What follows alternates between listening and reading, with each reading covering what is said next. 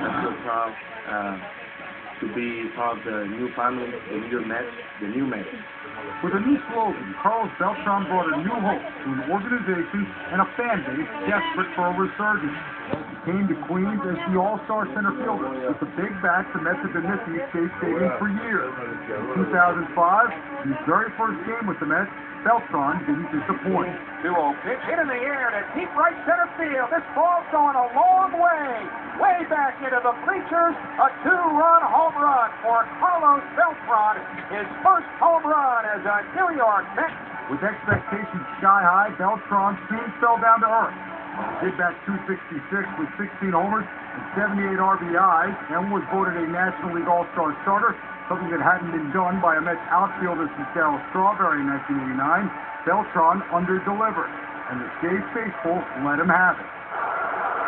In a scary moment on August 11th, not only almost ended his season, it could have ended his career.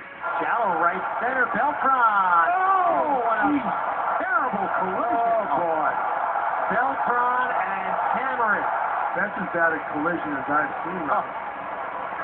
Luckily for Beltran and the Mets, he suffered no ill effects from the collision, and 2006 became a signature year for both the organization and the center fielder. But the icy relationship between Beltran and the Mets faithful still needed time to thaw. Evident during the Mets' first homestand when he refused to come out for a curtain call. But on May 23rd, he single-handedly beat the rival Phillies with one swing. Shea fans began to believe. 16th inning, 2-2 to Beltran. Rips in the air to deep right field. Abreu looks up, and we're going home. Beltran finished 2006 with a career season in runs scored, home runs, RBIs, and walks, and the Mets were the division champions. He won his first career Gold Glove, his first career Silver Slugger Award, and set a Mets record in runs scored in the season with 127. But despite his all-star year and the Mets surge to the top of the National League, the lasting moment from that year is one that Beltran will forever be remembered for.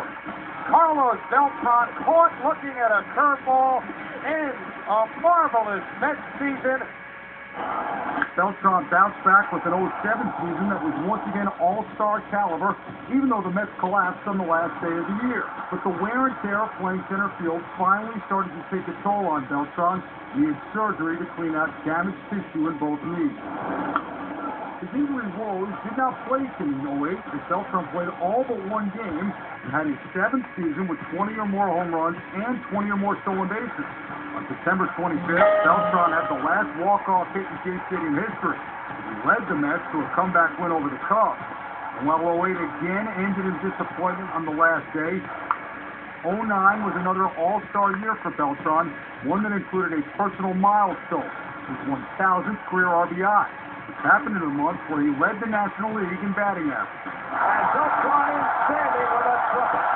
Yet injuries once again crept in, and Beltran only played 81 games.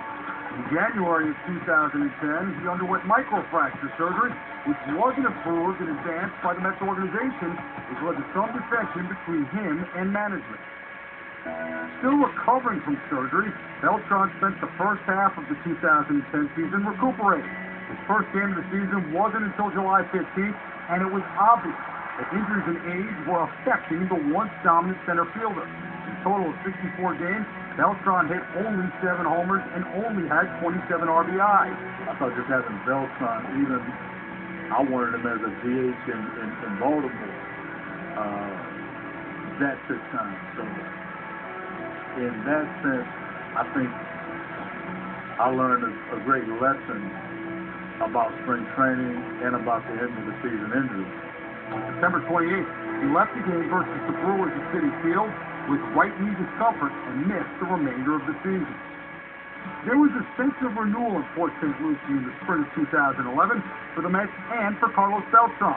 Behind new manager Terry Collins, Carlos made the ultimate sacrifice for an all-star center fielder and decided it was time to shift to the less physically demanding right field. His humbled approach impressed everyone. The conversation we had was the most professional conversation I've ever had with a baseball player. I am impressed with the way this whole thing has been handled. I feel really fortunate to be past this coach too, from the player I always look up to.